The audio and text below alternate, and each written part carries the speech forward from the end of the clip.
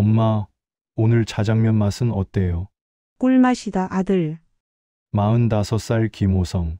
나는 지금 어머니와 단둘이 작고 낡은 중국 음식 가게를 운영하며 살아간다. 페인트가 벗겨진 간판, 삐걱거리는 의자, 기름때가 밴 주방. 테이블은 내 개뿐이고 주방 환풍기는 고장난 지 오래다. 벽지는 누렇게 변색됐고 바닥 타일은 여기저기 금이가 있다. 천장에서는 가끔 물이 샌다. 비 오는 날이면 양동이를 받쳐놔야 한다. 하지만 우리에게 이곳은 천국이다. 매일 아침 5시면 나는 일어난다. 어머니는 이미 주방에서 면을 뽑고 계신다. 73의 나이에도 어머니의 손놀림은 여전히 정확하다. 반죽을 치대고 밀대로 밀고 칼로 썰어내는 동작, 그 모든 것이 리듬처럼 흘러간다. 어머니의 손은 주름지고 거칠지만 면을 뽑을 때만큼은 젊은이보다 빠르다. 엄마, 제가 할게요. 괜찮다. 이게 재밌어. 엄마는 북에서 맨날 이것만 했잖아. 그렇다. 어머니는 북에서도 장마당에서 국수를 팔았다. 70평생을 면과 함께 사셨다. 나는 춘장을 볶는다. 20해 동안 중국집에서 일하며 배운 손놀림이다. 양파를 볶고 춘장을 넣고 설탕과 무엿으로 단맛을 낸다. 불 조절이 생명이다. 너무 세면 타고 너무 약하면 맛이 안 난다. 딱 중불로 5분간 저어주면 윤기 나는 춘장 소스가 완성된다. 6시가 되면 문을 연다. 손님은 많지 않다. 하루 평균 10팀 정도. 점심시간엔 20팀까지 온다. 그래도 우리는 행복하다. 사장님, 자장면 하나요? 주문이 들어올 때마다 나는 웃는다. 어머니도 웃으신다. 우리는 자주 눈이 마주친다. 그럴 때마다 서로 미소를 짓는다. 말이 필요 없다. 우리가 함께 있다는 것, 같은 하늘 아래 같은 땅을 밟고 있다는 것, 그것만으로 충분하다. 점심시간이 끝나고 오후가 되면 우리는 테이블에 앉아 함께 자장면을 먹는다. 어머니의 주름진 손이 젓가락을 든다. 면을 후루룩 드시는 모습을 볼 때마다 나는 눈물이 날 것 같다. 이 순간이 얼마나 기적 같은지. 맛있니? 호성아, 네, 엄마. 세상에서 엄마 음식이 제일 맛있어요. 그래? 엄마는 내가 만든 게 더 맛있던데. 우리는 서로 웃는다. 가끔 어머니는 창밖을 바라보신다. 무슨 생각을 하시는지 나는 안다. 저 먼 북녘 땅, 압록강 너머의 고향, 거기서의 70년 세월, 그리고 그곳에 묻힌 아버지. 엄마, 괜찮으세요? 응. 그냥 옛날 생각이 나서. 힘드세요? 아니다. 행복해. 너무 행복해서 꿈 같아. 이게 꿈이면 어쩌나 싶어. 꿈 아니에요, 엄마. 현실이에요. 어머니는 내 손을 꼭 잡으신다. 손이 차갑다.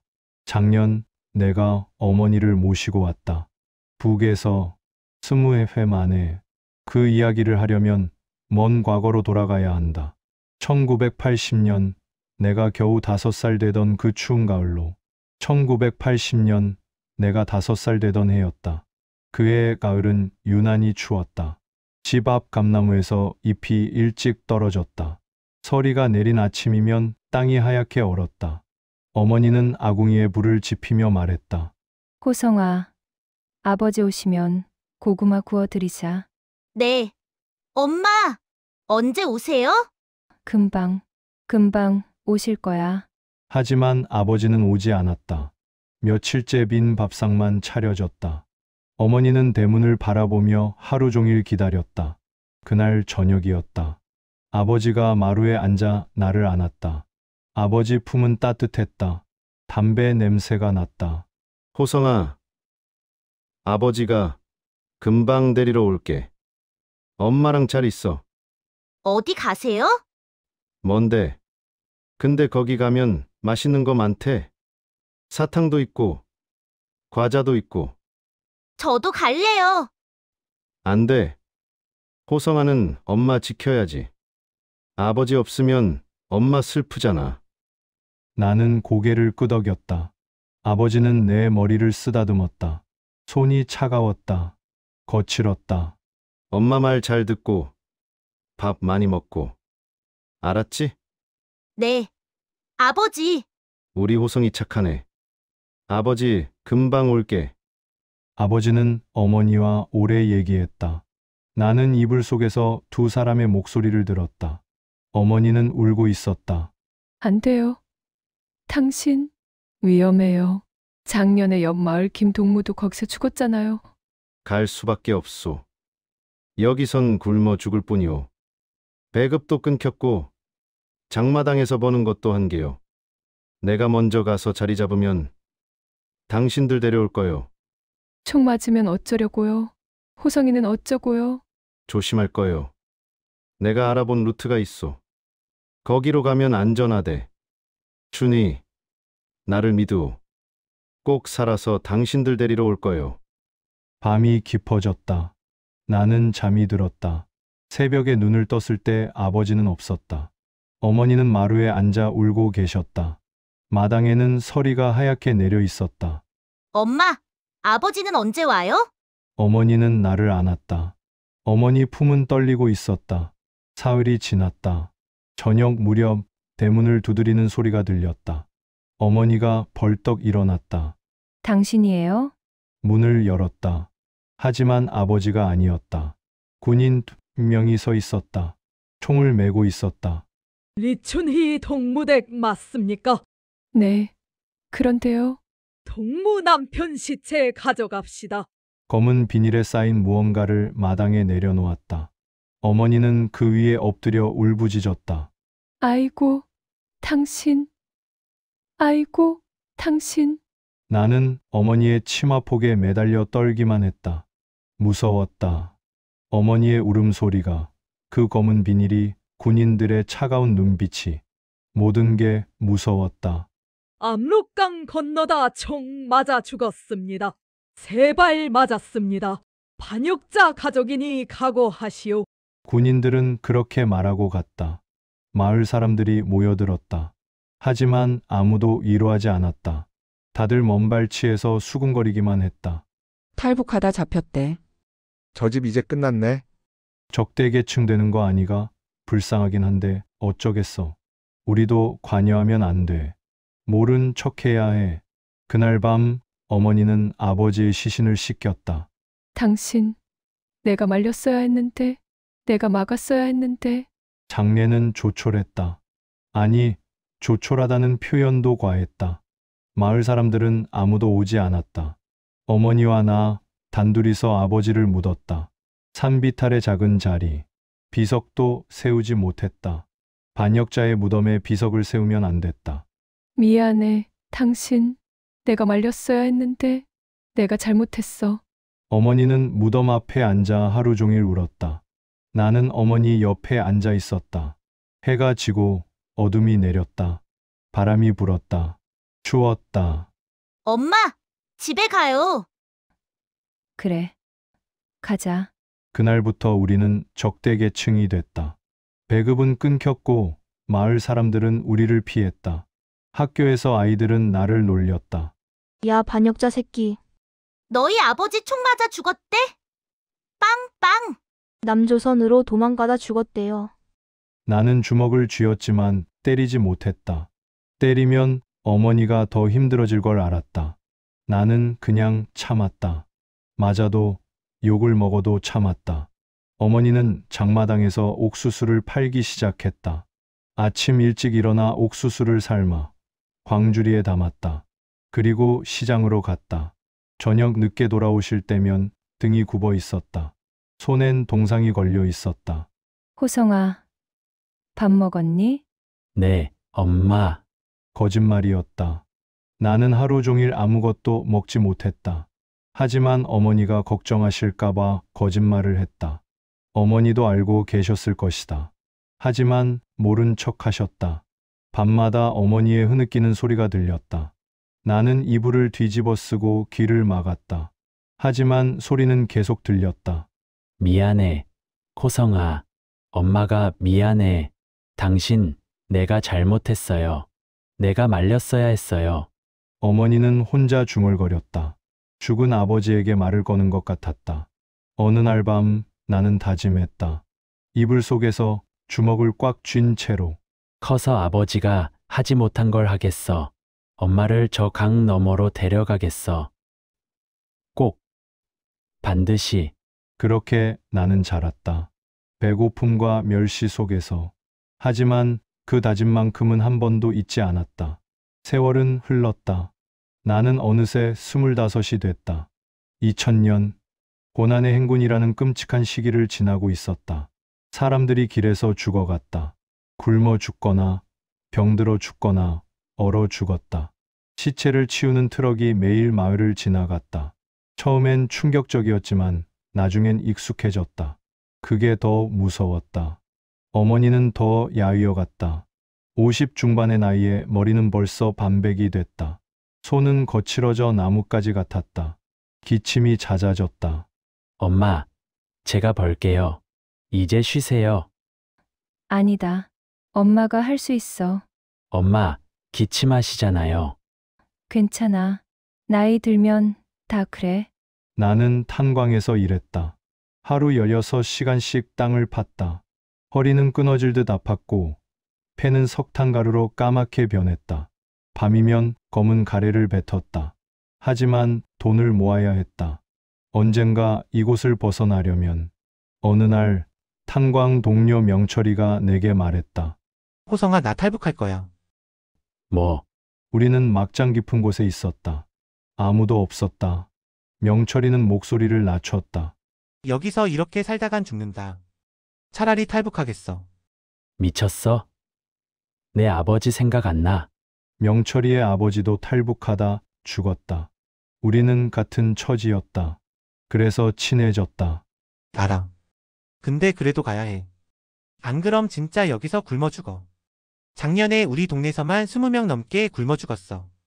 나는 한참을 고민했다. 그날 밤 집으로 돌아와 어머니를 봤다. 어머니는 장마당에서 벌어온 옥수수알을 세고 계셨다.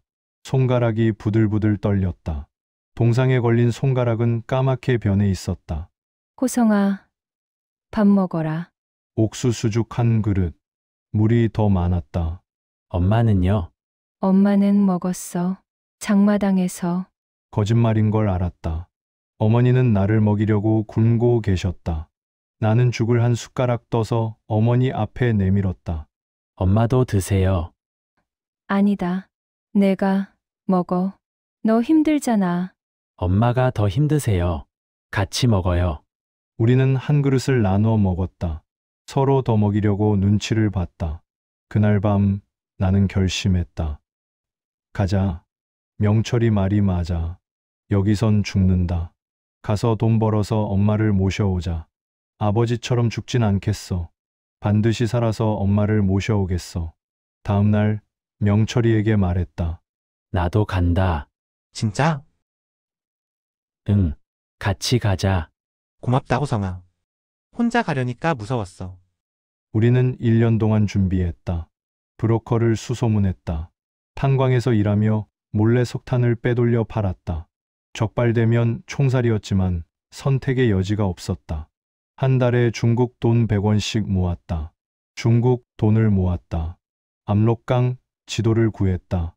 강을 건너는 시간, 군인들의 교대 시간, 초소의 위치, 모든 걸 외웠다. 명철이는 강을 4번이나 답사했다. 나는 군인들의 순찰 시간을 한 달 동안 관찰했다. 2000년 9월, 드디어 떠날 날이 왔다. 떠나기 전날 밤, 나는 어머니에게 편지를 썼다. 연필이 부러질 정도로 꽉 눌러 썼다. 종이가 찢어질 뻔했다. 엄마, 제가 갑니다. 아버지가 가던 그 길로.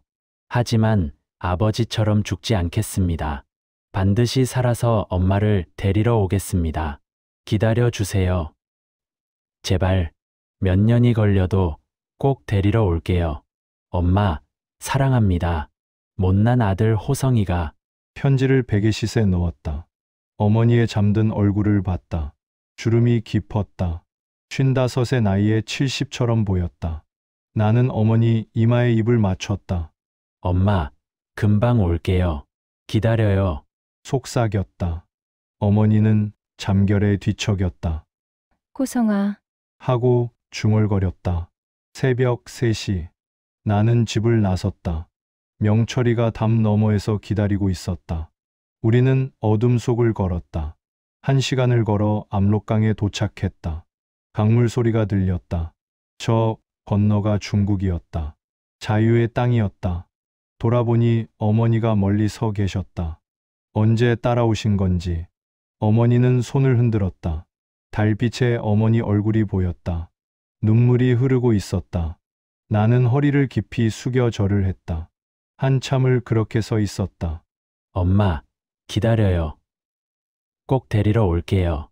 바람이 내 목소리를 날렸다. 어머니는 고개를 끄덕였다. 그리고 두 손을 모아 절을 했다. 압록강 물은 차가웠다. 9월이었지만 물은 얼음처럼 시렸다. 나는 옷을 머리 위로 들고 강물에 들어갔다. 물이 허리까지 찼다. 숨이 멎을 것 같았다. 호성아, 조심해. 명철이가 뒤에서 속삭였다. 우리는 조심조심 강을 건넜다. 물살이 세서 발이 헛디딜 뻔했다. 명철이는 중간쯤에서 발을 헛디뎠다.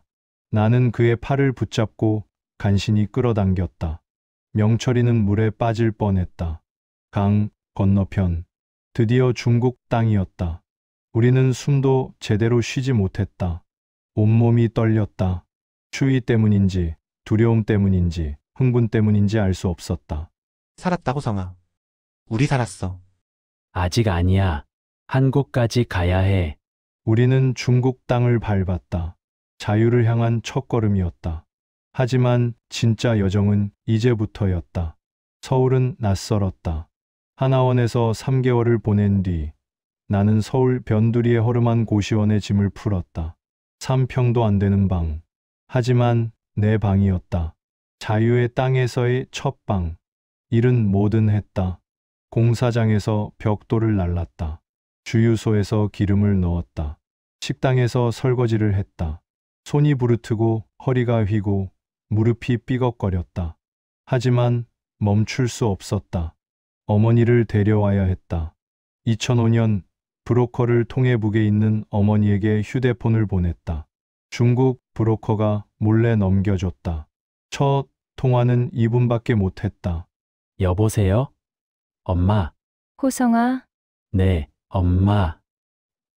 저예요. 아이고, 내 자식아. 어머니는 오열했고 나도 덩달아 울었다. 고시원 벽은 얇아서 옆방 사람이 벽을 쾅쾅 두드렸지만 신경 쓰지 않았다. 그 뒤로 일주일에 한 번, 5분씩 통화했다. 어떤 날은 말없이 숨소리만 들었다. 어떤 날은 서로 울기만 했다. 엄마, 제가 꼭 모시러 갈게요. 됐다. 호성아, 너만 잘 살아라. 안 돼요. 꼭 갈 거예요. 2010년 나는 신림동의 작은 중국집에 취직했다. 사장님은 60대의 조선족 할아버지였다. 탈북자라며 일 열심히만 하면 돼. 감사합니다. 새벽 5시에 출근해서 밤 11시에 퇴근했다. 면을 뽑고 춘장을 볶고 짬뽕을 끓였다. 손가락에 화상을 입어도 허리가 끊어질 듯 아파도 참았다. 월급은 150만 원. 월세와 생활비를 제하면 50만 원이 남았다. 그 돈을 고스란히 통장에 넣었다.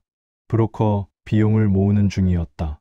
2015년 통장 잔고가 3천만 원을 넘었다. 브로커에게 연락했다. 어머니 한 분 모셔오는데 얼마예요? 5천만 원. 2천만 원 더 모으겠습니다. 서두르세요. 나이 드신 분은 힘들어요. 가슴이 철렁했다. 어머니는 이미 이른에 가까웠다. 2024년 9월 나는 중국 장백현으로 갔다. 한국 여권을 가방 깊숙이 숨기고 중국 시장에서 산 낡은 국방색 옷을 입었다. 인민군 모자도 샀다. 멀리서 보면 북한 사람처럼 보일 거였다. 압록강변, 저 건너편이 북한이었다. 20해 만에 다시 보는 조국. 가슴이 미어졌다. 초소를 망원경으로 관찰했다. 군인들의 교대 시간은 저녁 6시. 15분 정도 혼란스러운 틈이 생긴다고 브로커가 귀띔해줬다. 해가 지고 있었다. 나는 신발을 벗고 강물에 발을 담갔다. 9월의 압록강은 차가웠다. 하나, 둘, 셋. 숨을 크게 들이마시고 물속으로 뛰어들었다. 강은 예전보다 얕았다. 허리춤까지 물이 찼다. 나는 물살을 헤치며 앞으로 나아갔다. 초소 밑에 도착했을 때 나는 온몸이 젖어 떨고 있었다. 숨을 죽이고 몸을 숨겼다. 오늘은 그래도 넉넉히 먹고 오자우. 먹을 게 있어야 먹지. 군인들의 웃음소리가 들렸다. 젊은 목소리들이었다. 나도 저 나이 때 여기 있었다면 저렇게 웃고 있었을까? 갑자기 발소리가 가까워졌다. 말소리가 멈췄다. 거기 누구야? 총구가 내 얼굴을 향했다. 어둠 속에서 군인의 눈빛이 반짝였다. 19쯤 돼 보이는 앳된 얼굴이었다. 제 시계가 떠내려가서 여기까지 왔습니다. 시계! 이 시간에? 그는 내 가방을 낚아챘다. 손이 가방 안을 뒤졌다. 심장이 터질 것 같았다. 녹색 여권이 그의 손에 들렸다. 끝났다. 모든 게 끝났다. 나는 눈을 지끈 감았다. 총소리가 날 거라고 생각했다. 하지만 총구가 내 어깨를 툭툭 쳤다. 아이폰 얼마나 줬니? 날래 말하라오. 눈을 뜨니 그가 내 휴대폰을 들고 있었다. 150만 원이요. 이거 놓고 빨리 가라오. 100까지 세고 따라갈 테니까. 나는 휴대폰을 그의 손에 쥐어주고 미친 듯이 달렸다. 뒤에서 하나, 둘, 셋, 새는 소리가 들렸다. 나는 어둠 속을 헤매며 달리고 또 달렸다. 어머니 집 앞에 섰을 때 다리가 풀려 주저앉았다. 낡은 흙집, 지붕은 함석으로 덮여 있었다. 담장엔 호박이 자라고 있었다. 20해 전 내가 떠났던 그 집 그대로였다. 문을 두드렸다. 누구? 엄마. 오랜 침묵. 그리고 문이 천천히 열렸다. 어머니는 너무 작아져 있었다. 등이 굽고 머리는 새하얗게 새었다. 주름 가득한 얼굴에서 눈물이 주르륵 흘러내렸다. 호성아, 내가 진짜 호성이냐? 네, 엄마, 저예요. 우리는 마루에 얼싸안고 한참을 울었다. 20해의 그리움이 눈물로 쏟아졌다. 엄마, 이제 한국 가요. 함께 무슨 소리냐? 내가 어떻게? 갈 수 있어요. 제가 데려갈게요. 하지만 어머니는 고개를 저었다. 안 된다. 나는 늙었어. 여기서 죽을 거야. 안 돼요, 엄마. 아버지처럼 못 갑니다. 나는 브로커에게서 받은 낡은 휴대폰으로 문자를 보냈다. 어머니가 안 가겠대요. 답장은 금방 왔다. 어머니가 그곳에 있으면 죽을 수밖에 없어요. 남조선에서 간첩이 들어갔다는 소문이 쫙 퍼졌어요. 경계가 삼엄해요. 가슴이 철렁 내려앉았다. 내가 어머니를 위험에 빠뜨린 것이다. 다음 날부터 마을에 군인들이 득실거렸다. 남조선 간첩이 넘어왔다는데? 모두 집 밖에 나오지 마시오. 우리는 집 안에 갇혔다. 나는 다락에 숨어 지냈다. 어머니는 밥을 날라다 주며 눈물을 흘렸다. 내 때문에. 엄마, 잘못 없어요. 제가 데려갈 거예요. 꼭 2주가 지났다. 휴대폰이 진동했다. 내일 저녁 5시 반. 압록강 제3철교 아래.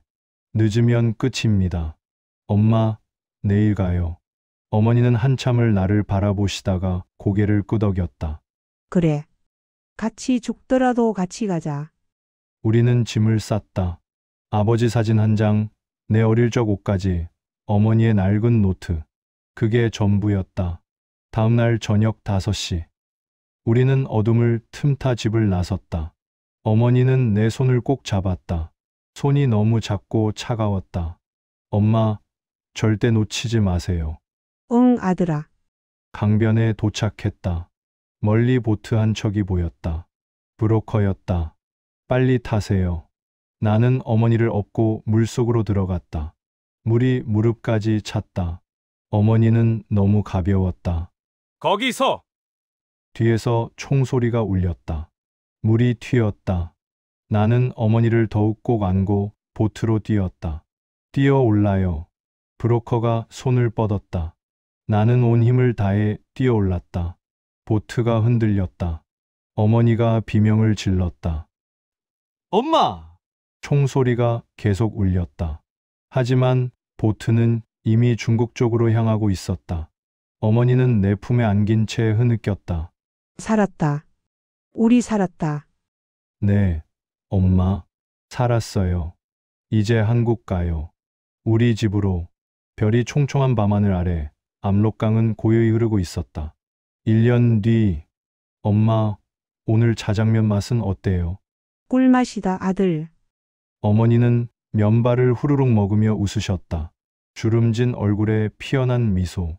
나는 그 미소를 보며 생각했다. 20해가 걸렸다. 수많은 밤을 울며 지새웠다. 손이 부르트고 허리가 휘고 마음이 부서졌다.